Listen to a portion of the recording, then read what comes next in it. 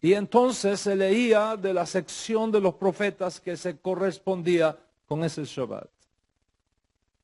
La lectura podía hacerla el propio oficial o un miembro varón de la comunidad que fuese llamado a la lectura. Luego de la lectura de la Torá y de los profetas podían suceder dos cosas. Primero, el que había leído del rollo presentara una explicación del significado de lo que había sido leído, de tal manera que trajera luz sobre el texto y consolación al pueblo. También se podía llamar a algún invitado ilustre presente para que subiera, se sentara en la silla de Moshe, como se conocía el asiento desde la cual se enseñaba Torá al pueblo, para que disertara sobre lo que había sido leído de la Torá o de los profetas.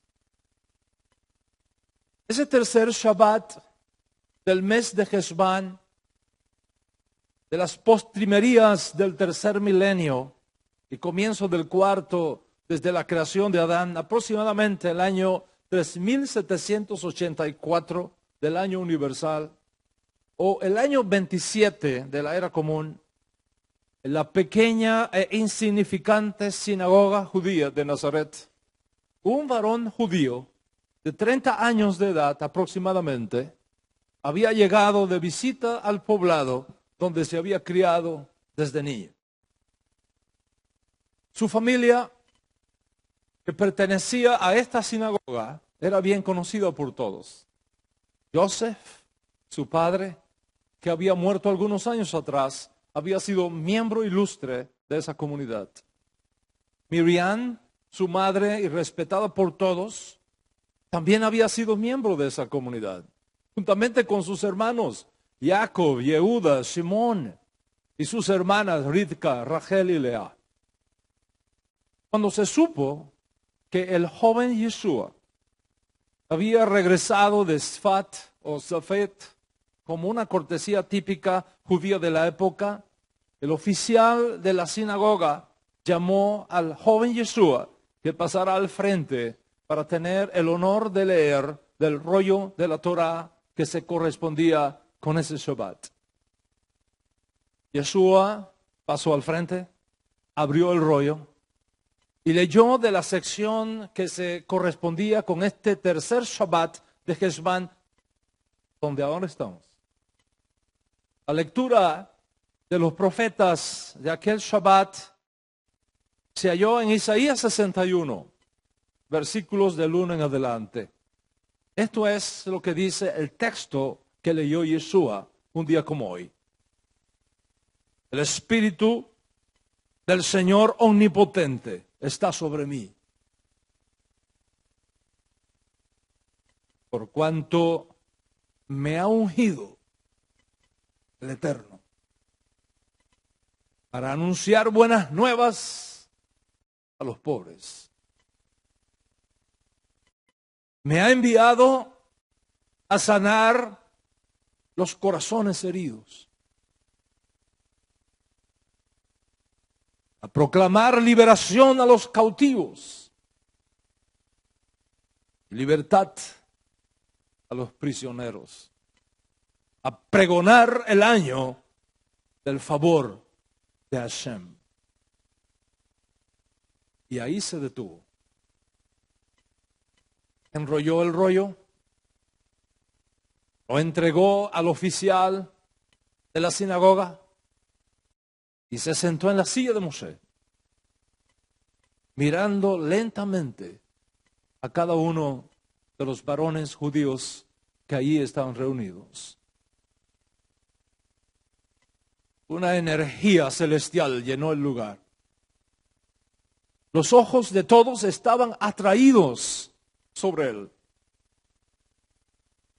Luego el judío invitado abrió sus labios para explicar lo que había sido leído delante de sus compatriotas.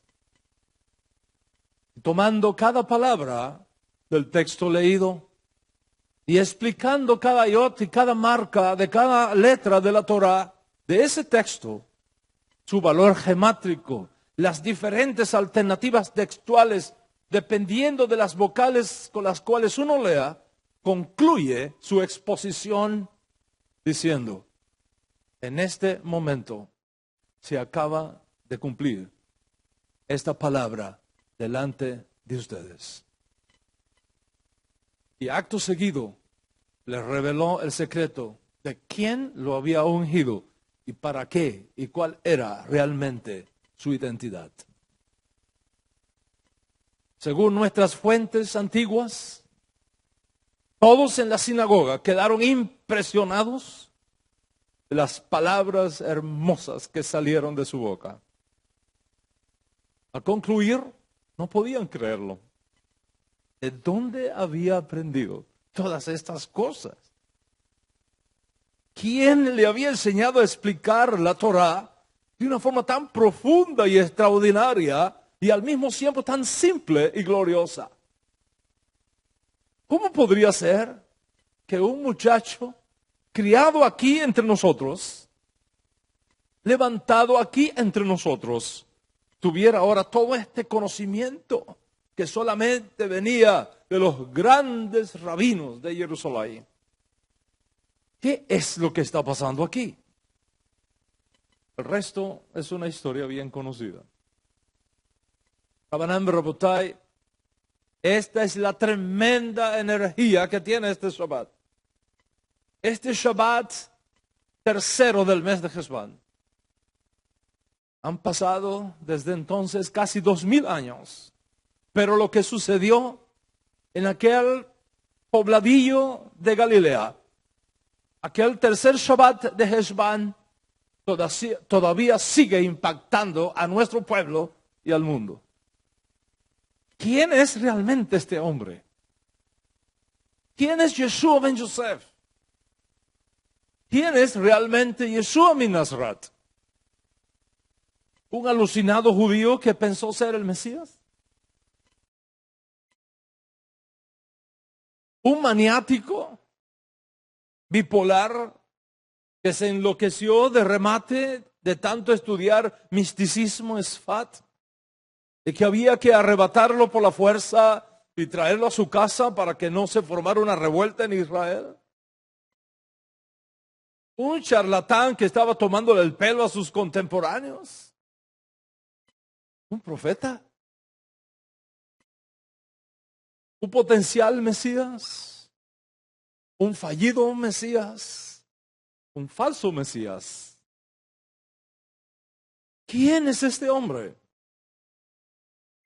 Uno que ha causado el reconocimiento del Dios de Israel más que cualquier otro judío en toda la historia del mundo. O uno que le ha causado el odio del judío y el antisemitismo más grande que alguna vez hayamos conocido. ¿Quién es Yeshua?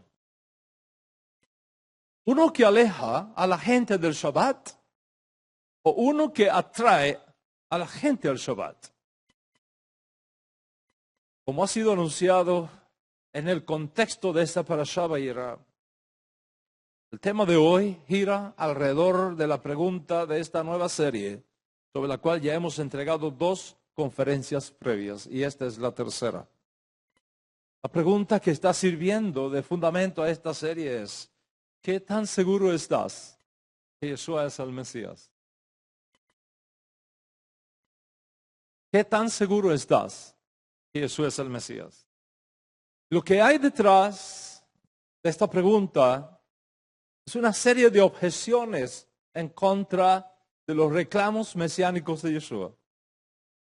Yeshua no ha eliminado las guerras. Las vemos por todos lados. Yeshua no ha eliminado la muerte. La vemos por todos lados.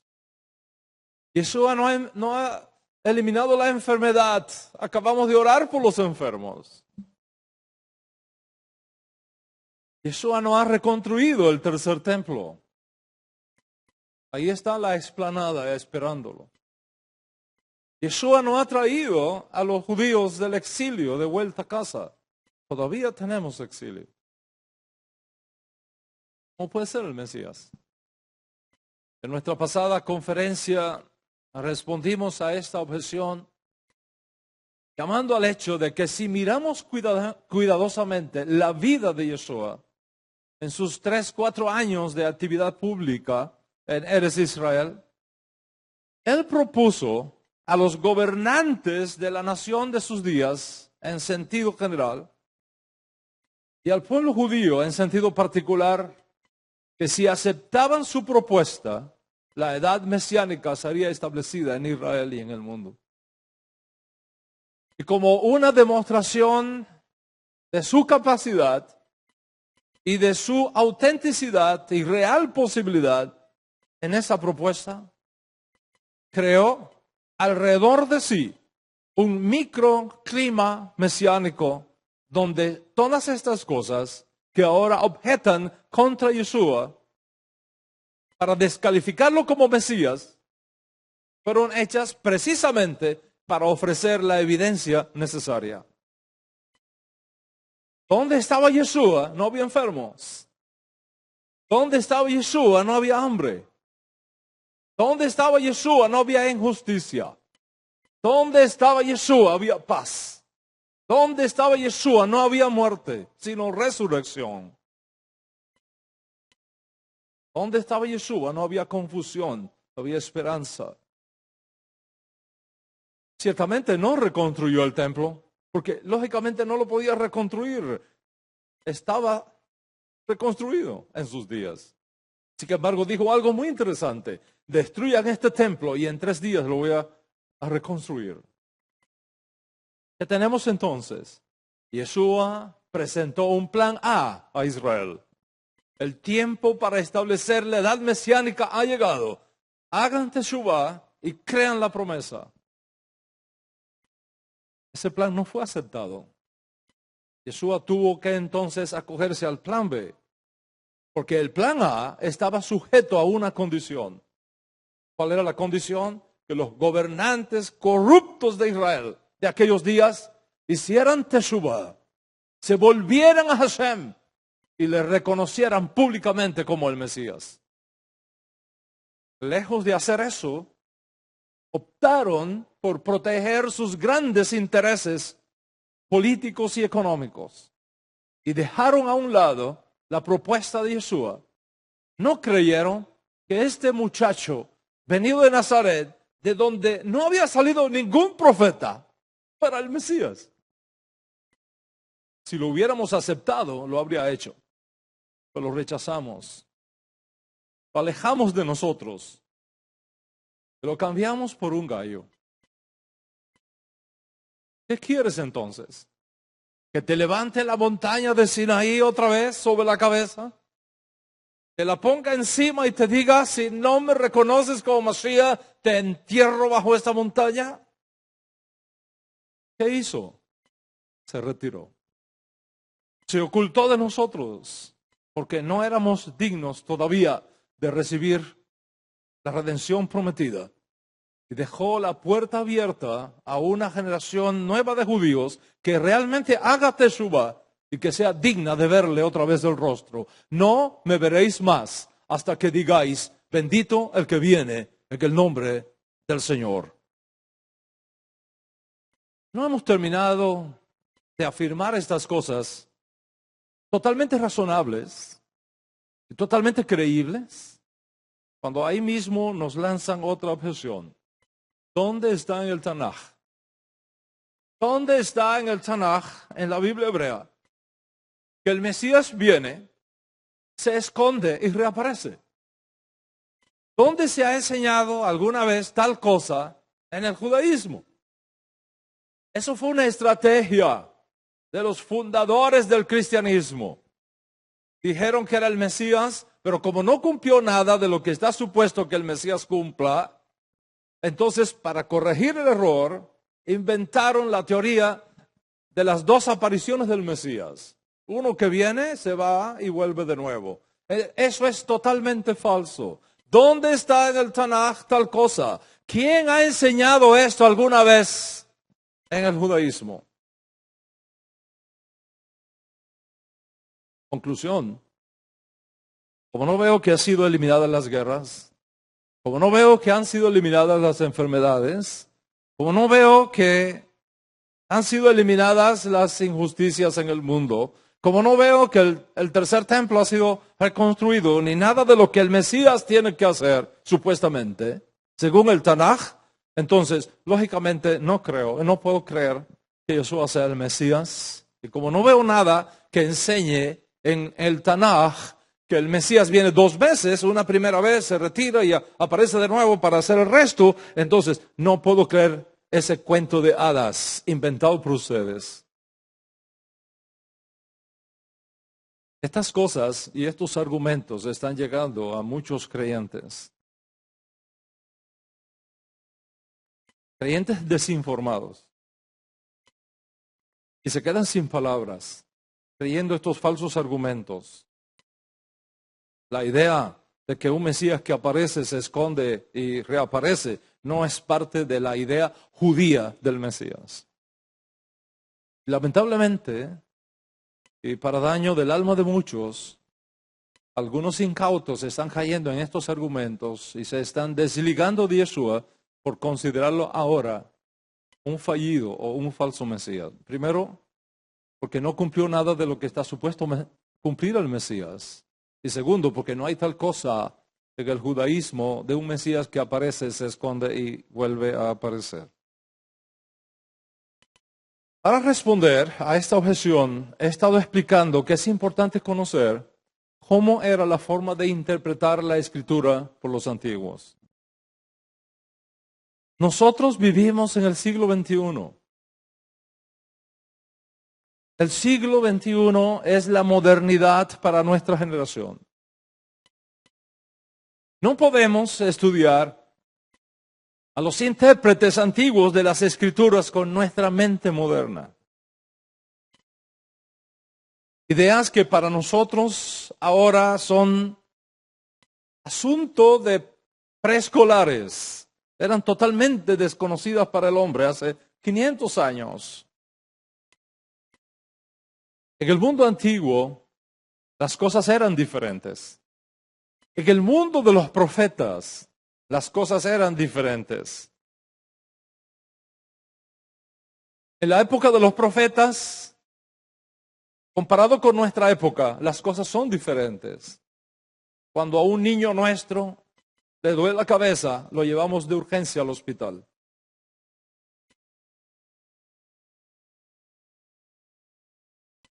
En la época antigua, en la época de los profetas, cuando a un niño le dolía la cabeza, lo llevaban al profeta para que lo sanara.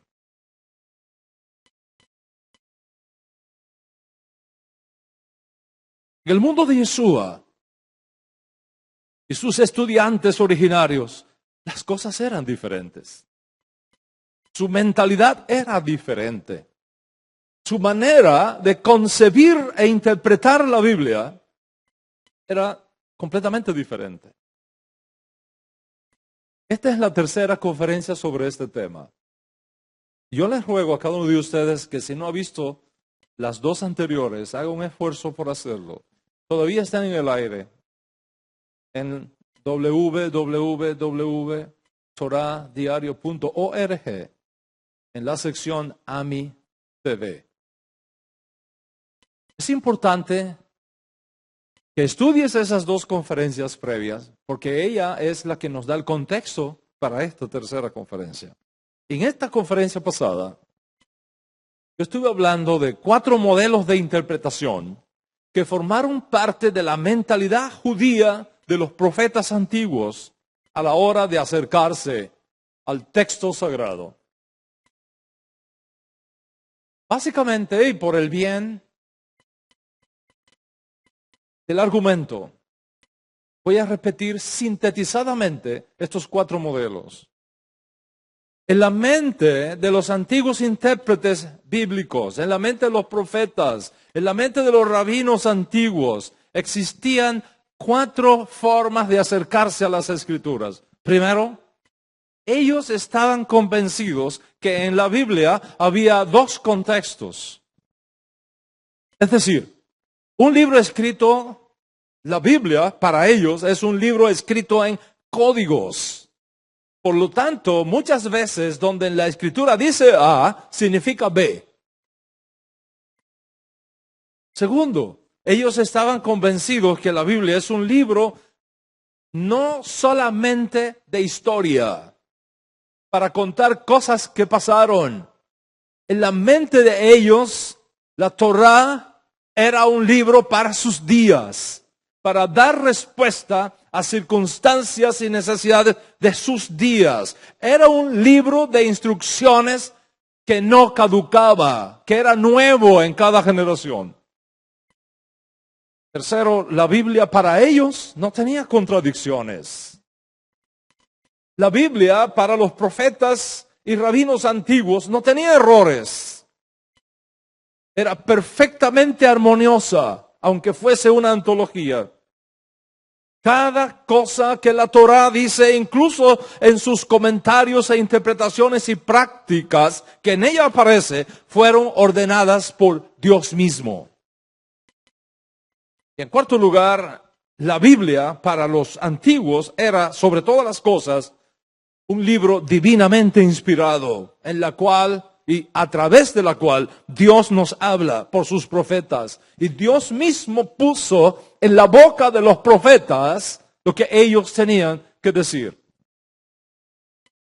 ¿Cómo se formaron estas 4 concepciones centrales de la mentalidad de los profetas antiguos, como aquellos grandes rabinos, Hillel, Shammai, Yeshua, Shaul, Akiva, Yehuda Hanasí, los sabios talmúdicos? No lo sabemos, pero esa era su plataforma mental.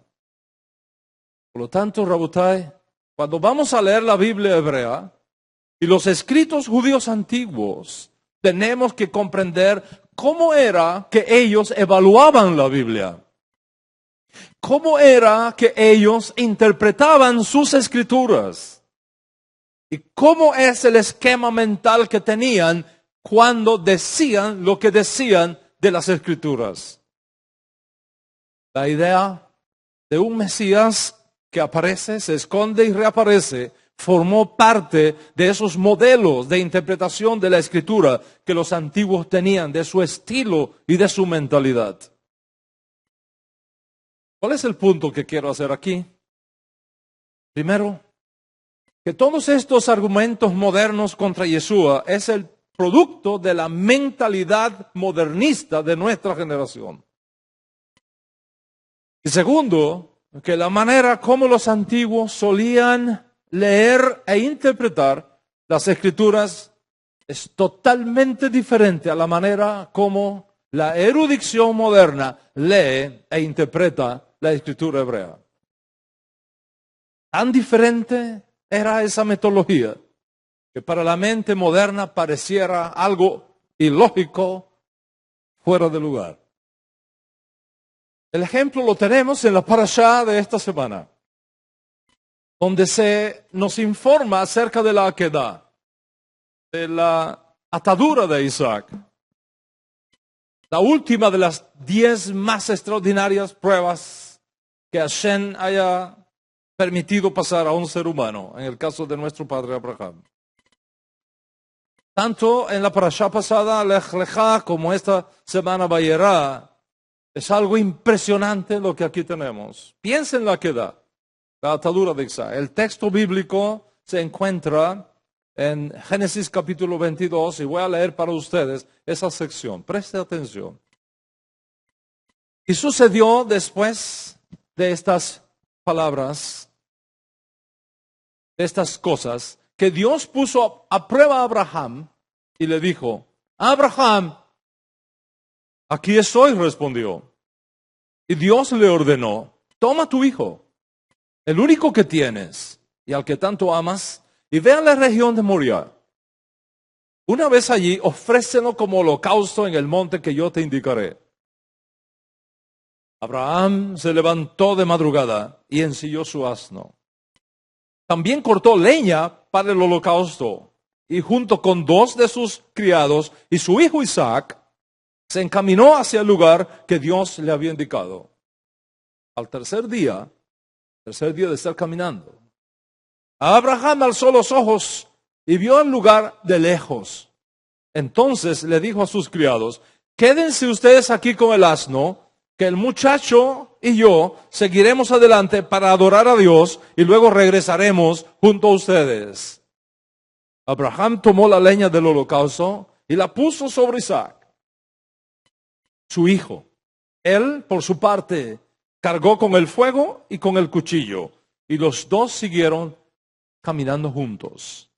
Isaac le dijo a Abraham: Padre, dime, hijo mío, aquí tenemos la leña y el fuego, continuó Isaac, pero ¿dónde está el cordero para el holocausto? ¿Dónde está el cordero para el holocausto?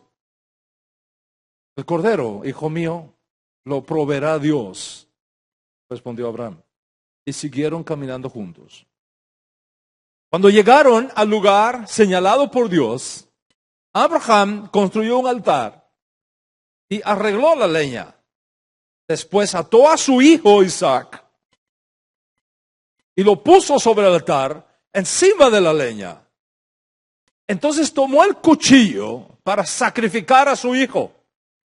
Y justamente en ese momento, un ángel del Señor le gritó desde el cielo: ¡Abraham! ¡Abraham! ¡Hineni!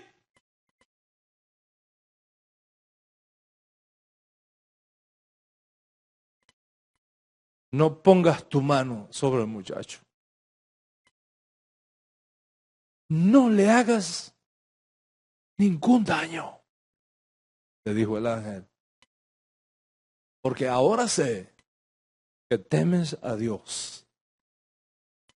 Porque ni siquiera te has negado a darme a tu hijo único. Abraham alzó la vista y en un matorral, dice el texto, vio un carnero enredado por los cuernos. Fue entonces, tomó el carnero y lo ofreció como holocausto en lugar de su hijo. Y a este sitio le puso por nombre Abraham: el Señor provee. Por eso, hasta el día de hoy, se dice: en un monte provee Adonai. Eso es básicamente lo que nos dice el texto. Para los intérpretes antiguos, esta es una narrativa bíblica maravillosa, extraordinaria y fundacional para la fe y para la teología judía.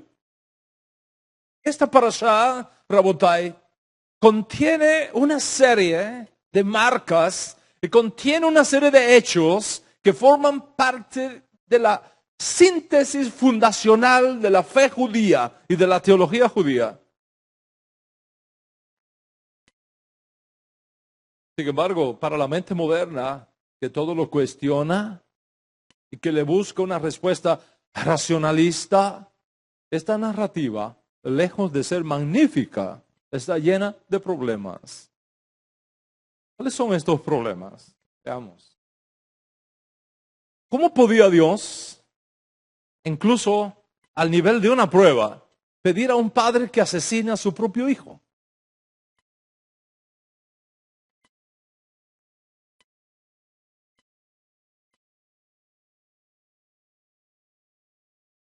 ¿Por qué Dios Altísimo, que por definición es omnisapiente, necesitaba poner a Abraham a esta prueba si él sabía el resultado del principio? Si sabía a priori que Abraham lo amaba y que era temeroso de Dios omnipotente. ¿Cómo explicamos que un Dios omnisciente diga en los labios del ángel: ahora sé que eres temeroso de Dios, sugiriendo que antes no lo sabía? Cuando por definición Dios lo sabe todo desde el principio. ¿Qué tipo de Dios está presente aquí? ¿Cómo podría el monoteísmo hebreo crear tal narrativa? ¿De dónde viene entonces esta historia? ¿Quién la introdujo en el libro de Génesis? Además, ¿cómo es posible que un hombre justo y bueno, como supuestamente era Abraham, engañara a su hijo de la manera como lo hizo? Porque la narrativa nos dice que Abraham ocultó a su hijo lo que Dios Altísimo le había pedido. En otras palabras, Isaac es mantenido en total oscuridad acerca del crucial evento que está ocurriendo hasta el último momento, cuando finalmente descubre que es él mismo la víctima inocente que sería ofrecida sobre el altar. De hecho, cuando el joven Isaac le pregunta ingenuamente: Padre mío, veo la leña, veo el fuego, pero no veo el animal que va a ser ofrecido, Abraham le da una respuesta evasiva: Dios Altísimo proveerá el holocausto, hijo mío. Y lo deja en oscuridad, a sabiendas. ¿Cómo explicamos esto a un joven del siglo XXI, permeado del modernismo de nuestra generación? Sin embargo, Rabotai, los intérpretes antiguos tenían una metodología completamente diferente a la hora de relacionarse con la data bíblica, con la información que tenemos en la Torá. Ellos miraban el texto con sus propios ojos, en su propia cultura, en su propio tiempo, y lograban decirnos lo que realmente estaba escondido en el texto a simple vista, porque en su mente operaban estas 4 características de la mentalidad de los profetas y de los rabinos antiguos. Los rabinos antiguos eran extremadamente meticulosos en el examen de cada letra hebrea. De cada letra hebrea. Se la sabían de memoria. Conocían su tamaño. Conocían su posición, su forma, su contextura, su valor gemátrico, etc. Y basado en eso, tenían libertad para crear alternativas de interpretación a la narrativa literal que tenían delante. Esa era la mentalidad de los profetas. Esa era la mentalidad de Yeshua. Era la mentalidad del rabino Saúl. Era la mentalidad del rabí Akiva. Era la mentalidad de Yehuda Hanasí. Era la mentalidad de Abba. Y del rabí Eliezer y de todos estos gigantes de la Torá en la historia de nuestro pueblo. De manera que cuando la mentalidad moderna, hija de todo este proceso de desarrollo científico, se encuentra con el argumento que sugiere el Código Real de un Mesías que aparece, se esconde y reaparece, inmediatamente se rebela contra eso y dice: muéstrame dónde está escrito. Muéstrame dónde eso está escrito. Y para ellos, muéstrame dónde está escrito significa, en la mentalidad moderna, dame la evidencia científica. Es decir, capítulo, verso, palabra, pensamiento específico que diga literalmente eso y que yo lo pueda comprobar matemáticamente. Y por eso nos acusan de inventar textos, crear textos, manipular textos, citar mal los textos, etcétera, etcétera. ¿Qué vamos a hacer con todo esto? ¿Cómo puede Dios, incluso al nivel de una prueba, pedirle a un padre que sacrifique a su hijo? ¿Cómo explicamos que Abraham, siendo un sadik, no le dice a su mujer lo que está pasando? ¿Qué tipo de Dios es este que necesita poner a un hombre a prueba para ver si es temeroso de él? ¿Cómo es posible que un sadik, un hasid, más todavía que un sadik, un hasid como Abraham, ocultara a su hijo que él era la víctima? ¿Cómo explicamos todo esto en el mundo moderno? La respuesta está en la mentalidad y en la metodología que tenían los profetas y los rabinos antiguos de Israel. Piensa, por ejemplo, en esta información que nos da el Código Real. Dice, y se establecieron en Nazaret. Y sucedió, para que podamos entender la escritura que dice, será llamado Netzarim. ¿Qué escritura? ¿Qué escritura? No existe lugar en toda la escritura hebrea que diga eso. No existe ningún lugar en todos los profetas que diga eso. Bueno, esa es la data que tenemos delante. ¿Cómo interpretamos esa data? ¿Cómo interpretamos esa información? Es otra cosa.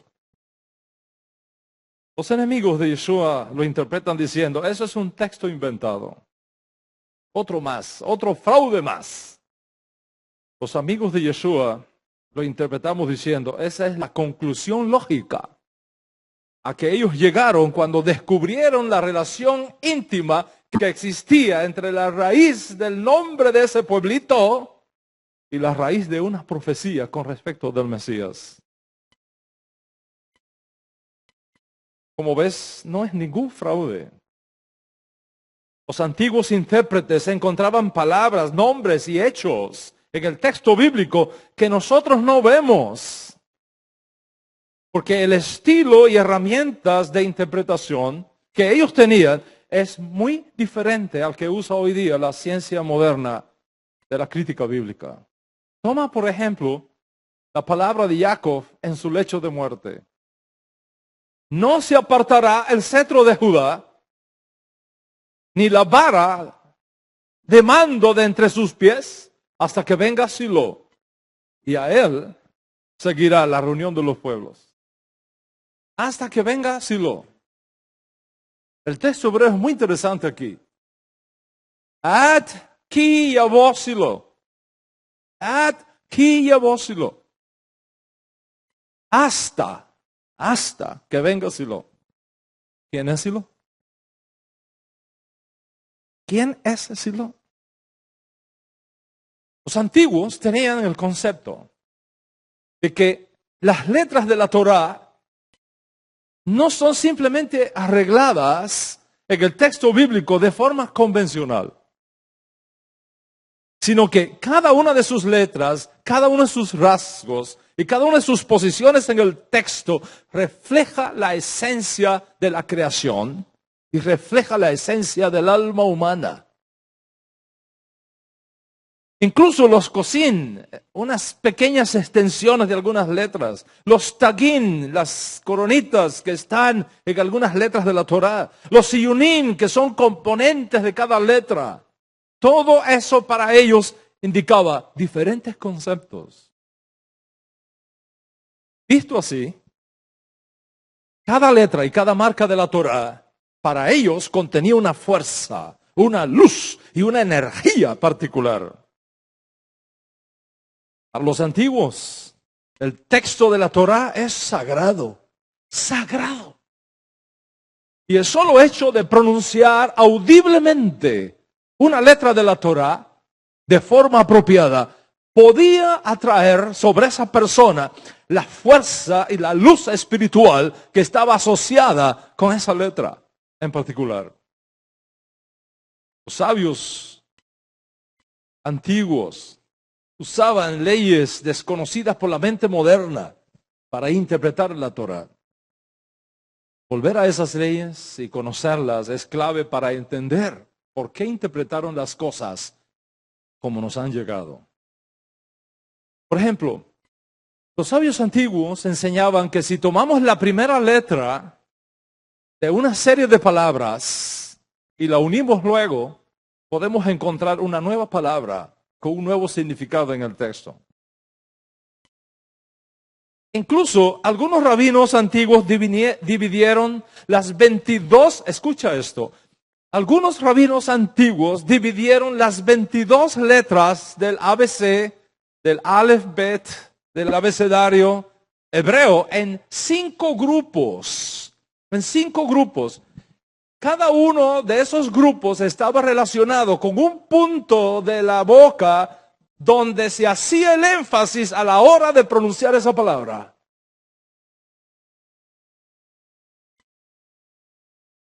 Además,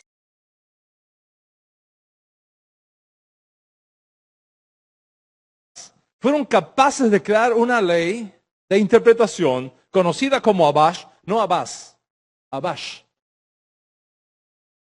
Es decir, transformación, donde la primera letra de la Aleph Bet se intercambiaba por la última. La segunda por la penúltima. Por ejemplo, la Aleph se puede intercambiar con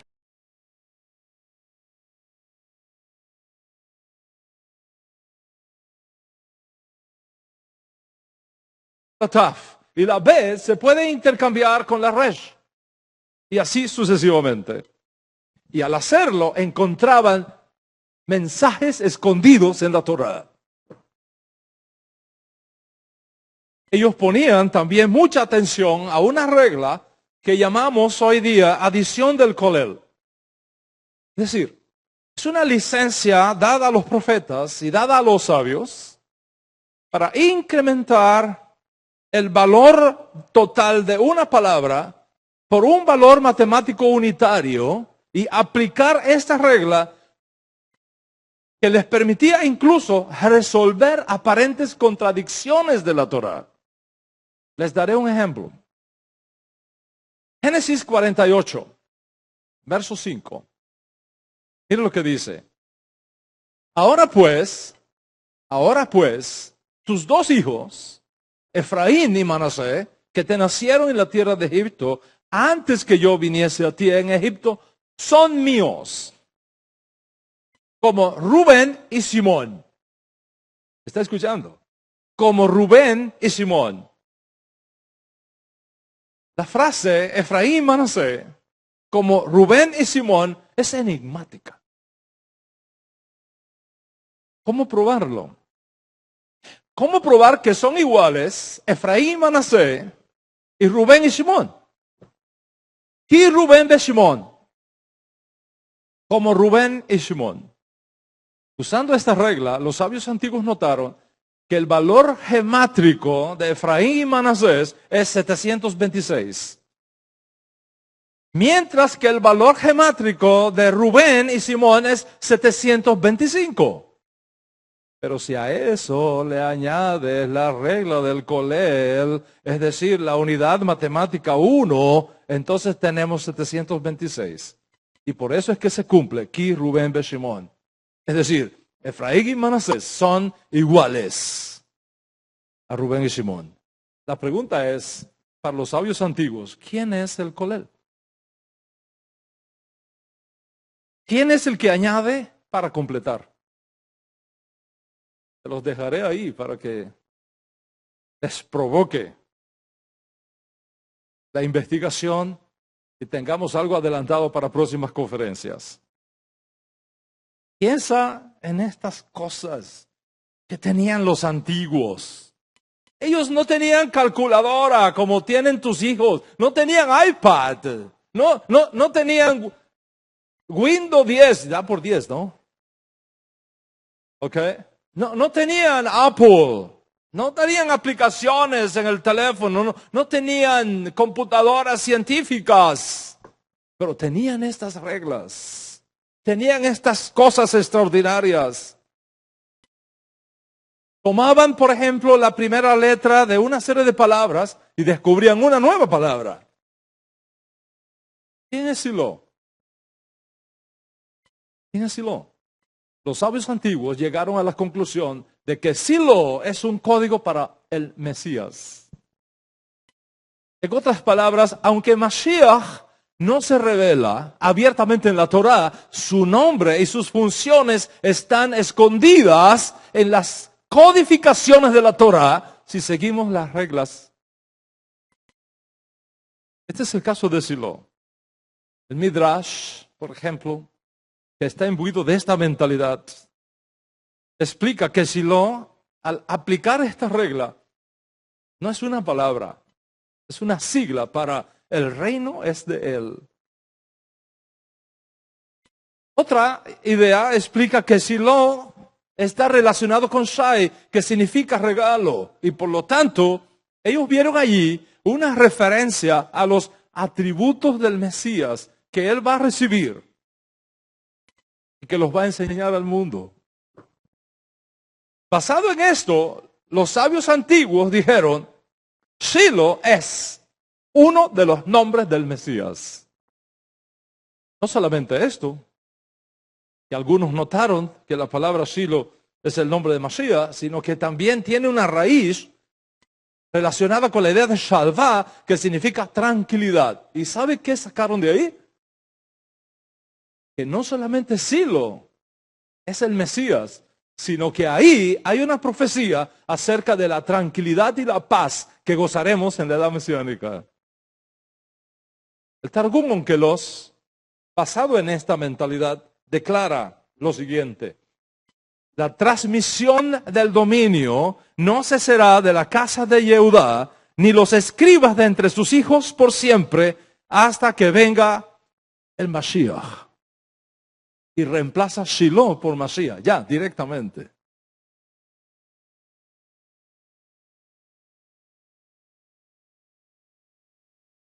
El Targum Jerusalmi, del mismo modo declara, y cito, reyes no cesarán de la casa de Judá hasta la venida del rey Mesías, a quien todas las autoridades de la tierra se subordinarán.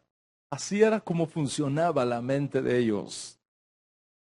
Y esto tenemos que tenerlo en cuenta para entender por qué el Mesías que aparece, se esconde y reaparece, no es un invento cristiano para cubrir a un fallido Mesías. En primer lugar, porque no había cristianos en el mundo en los días de Yeshua. Habían judíos que seguían a un rabino llamado Yeshua. Como había judíos que seguían a un rabino llamado Hillel, o Shammai, o Yohanan ben Zakkai, o Gamaliel, etc. Les voy a mostrar algo aquí extraordinario.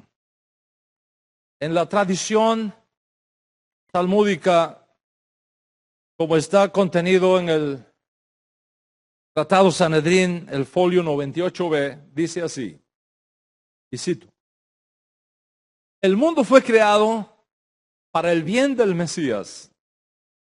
¿Cuál es el nombre del Mesías? La escuela del Rabí Shila dijo, su nombre es Silo, porque está escrito hasta que venga Silo. Tenga en cuenta que, según esta profecía, el Mesías debe hacer su aparición en Israel para el tiempo cuando el cetro le sea quitado a Judá. El Mesías, según esta profecía, aparecerá en Israel cuando el cetro le sea quitado a Judá. Dice, no será quitado el cetro a Judá hasta que venga Silo. Es decir, para el tiempo de aparecer Silo, que es el Mesías, según la manera como ellos tenían de interpretar esta escritura, entonces el cetro de Judá sería quitado. ¿Qué cosa es quitar el cetro? El Talmud de Jerusalmi, en el folio 24 del Tratado Sanedrín, dice lo siguiente, y cito, escuche, un poco más de 40 años antes de la destrucción del templo, el poder de pronunciar sentencias capitales le fue quitado a los judíos. ¿Está escuchando? Un poco más de 40 años antes de la destrucción del templo. ¿En qué año fue destruido el templo? El año 70. ¿Le quitas 40 años? ¿En qué año está? 30. ¿A qué edad comenzó Yeshua su Avodah Hashem? A los 30. Un poco más de 40 años antes de la destrucción del templo, el poder de pronunciar sentencias capitales le fue quitado a los judíos. Luego, el tratado talmúdico de este mismo tratado dice, en el capítulo 24, en el folio 37, dice, cuando los miembros del Sanedrín se encontraron privados de su derecho sobre la vida y la muerte, una consternación general tomó posesión de ellos, y cubrieron sus cabezas con ceniza y sus cuerpos con arpillera y exclamaron, ¿quién estará para nosotros? Porque el cetro se ha quitado de Judá y Mashiach no ha venido. Eso fue proclamado en el tiempo de la venida de Yeshua, cuando ellos reconocieron que el cetro había sido quitado. Justo para entonces, cuando el cetro fue quitado en Israel, al pueblo judío, que no podían condenar a nadie a muerte, porque Roma le quitó ese derecho y solamente el procurador romano podía declarar la pena capital. Justo para ese momento, un profeta judío alzó su voz en las tierras de Israel diciendo, el tiempo se ha cumplido. La edad mesiánica está aquí ya. Hagan teshuvah. Crean la promesa de la redención que nos ha sido dada. ¿Qué pasó?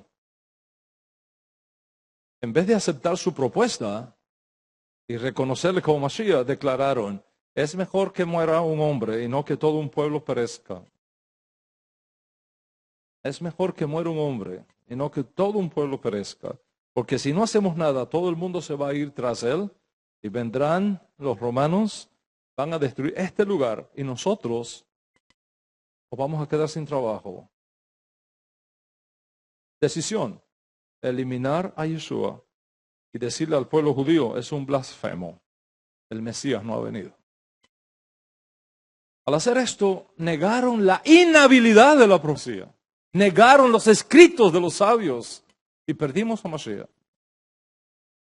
Y se retiró de nosotros. Y ahora tenemos que esperar hasta que el cielo nos lo envíe, no cuando nosotros queramos, sino cuando sea decisión del tribunal celestial.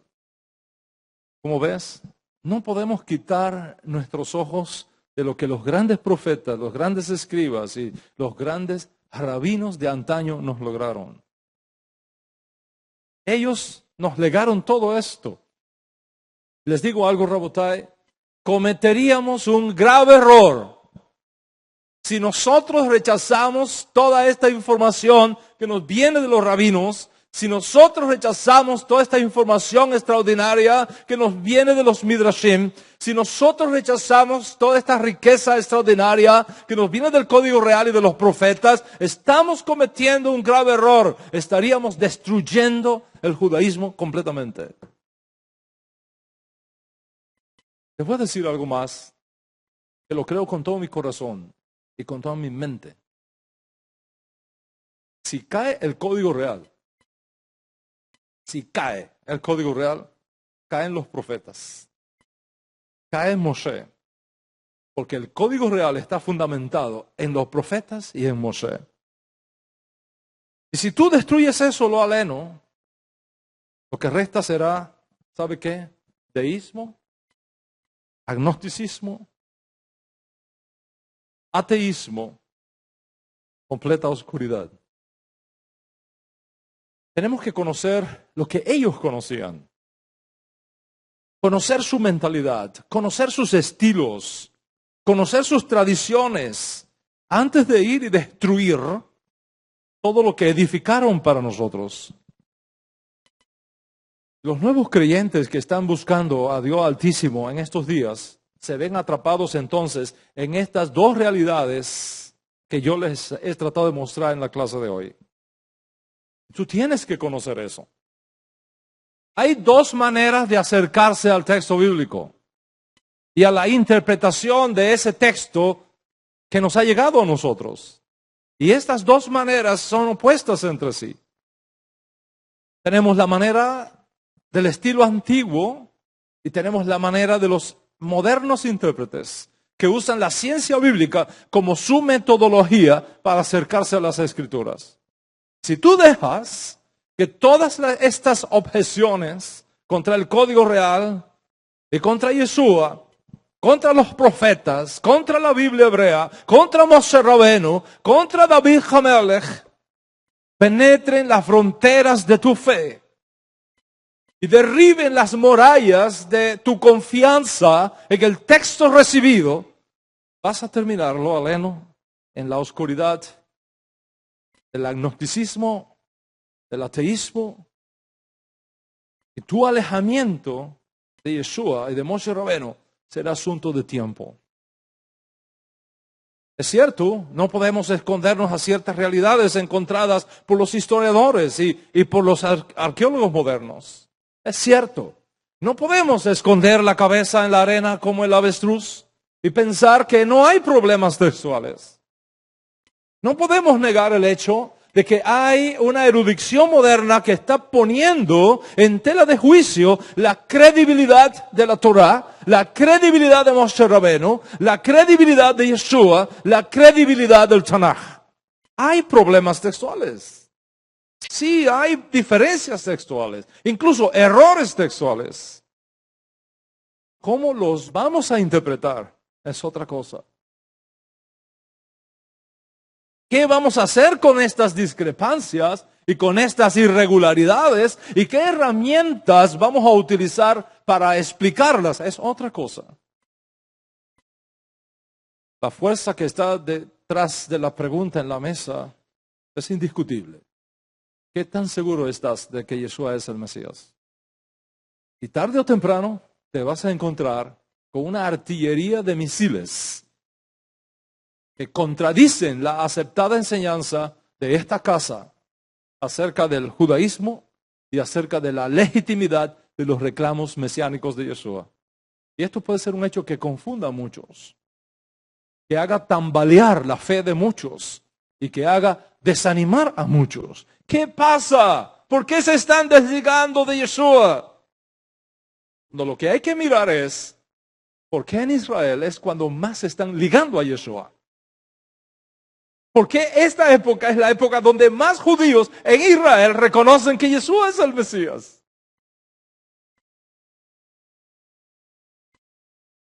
No podemos escondernos a la realidad de los descubrimientos de la ciencia histórica y de la ciencia de la arqueología.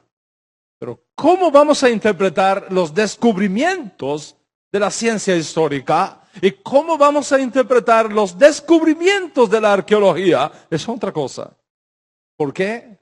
Porque yo creo firmemente que la Biblia misma es una realidad arqueológica. Entonces, ¿a quién voy a hacer más caso? ¿A una tabletica que me encontré por allá, por Irak? ¿O al texto hebreo que hemos recibido de nuestros sabios?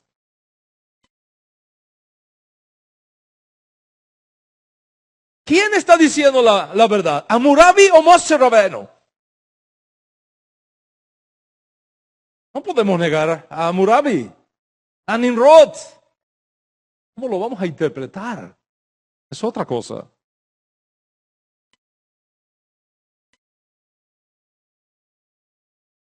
Yo doy gracias a Dios Altísimo, porque en todo este proceso de estudio intelectual, académico, de estas cosas, me ha guardado en la fe de los profetas. Y Dios, en su misericordia, me ha guardado en la fe de los sadiquim. Y me ha guardado del agnosticismo, del ateísmo. Y me ha guardado de desligarme de Moshe Rabbeinu y de desligarme de Yeshua Rabbeinu. Es importante entonces que respondamos a esta pregunta. ¿Es cierto que la escritura hebrea enseña que el Mesías aparece, se esconde y reaparece de nuevo? ¿Es consistente esta idea con la teología judía, con el pensamiento judío? ¿Dónde está en la escritura tal cosa? ¿Qué maestro judío ha enseñado alguna vez esto? Por supuesto, fuera del Código Real. Para responder a esta pregunta es necesario entender cómo era la mentalidad de los intérpretes antiguos que aún siguen con nosotros en el camino de la redención. Y que no tenemos por qué desecharlos por el simple hecho de que nosotros en el siglo XXI y ellos en la Edad Media o en el primer siglo o más atrás aún están distantes de nosotros. Ellos no están distantes de nosotros. Los profetas no están distantes de nosotros. Los rabinos no están distantes de nosotros. Hillel no está distante de nosotros. Shammai no está distante de nosotros. Yeshua no está distante de nosotros. Rabí Akiva no está distante de nosotros. Yehuda Hanasí no está distante de nosotros. Ellos caminan con nosotros.